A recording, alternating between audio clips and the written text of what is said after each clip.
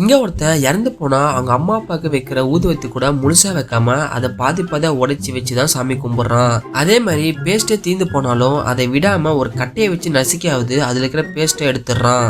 ஏன்னா இது எல்லாமே அவங்க அம்மா இவனுக்கு சொல்லி கொடுத்த விஷயம். இப்ப பெரியனாகியும் அதை ஃபாலோ பண்ணிட்டு இருக்கான். இவனோட வாழ்க்கை லட்சியமே 1 மில்லியன் சேர்த்து வச்சு எப்படியாவது ஒரு வீட்டை வாங்கணும்னு நினைக்கிறான்.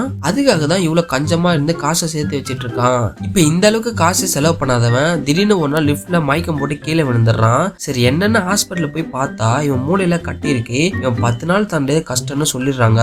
அதை கேட்ட இவன் இடிஞ்சு போய் உட்காந்துடுறான். அப்பதான் இவனுக்கு ஒரு யோசனை தோணுது. அது என்னன்னா சேர்த்து வச்ச பணத்தை இதுக்கு மேல என்ன பண்றது, அதை வச்சு இருக்கிற 10 நாளாச்சும் சந்தோஷமா இருக்கலாம்னு நினைக்கிறான். அதுக்காக இவன் ஸ்கூல் ஃப்ரெண்ட்ஸை கண்டுபிடிச்சு அவனுக்கு கூட ஊரை சுத்தி ஜாலியா பணத்தை செலவு பண்றான். அதுல இத்தனை நாளா சேர்த்து வச்சிருந்த பணமும் கொஞ்சம் கொஞ்சமா கரைஞ்சிட்டே வருது.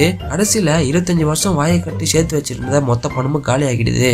கரெக்டா 9வது நாள் அன்னைக்கு மயக்கம் போட்டு கீழே விழுந்துடுறான். கண் முழிச்சு பார்த்தா அதே ஹாஸ்பிட்டல்ல படுத்திருக்கான். இன்னையோட கடைசி நாளாச்சுன்னு கேட்டுட்டு இருக்கான். அப்பதான் டாக்டர் சொல்றாரு, உங்க உடம்புக்கு ஒரு பிரச்சனையும் இல்ல, எல்லாம் எங்க ஸ்கேனர்ல தான் மிஸ்டேக், சாரி ரிப்போர்ட் தப்பாயிடுச்சுன்னு சொல்லிடுறாரு. அவன் தலையை நான் கொண்டு வந்துட்டேன் மறுவேளை.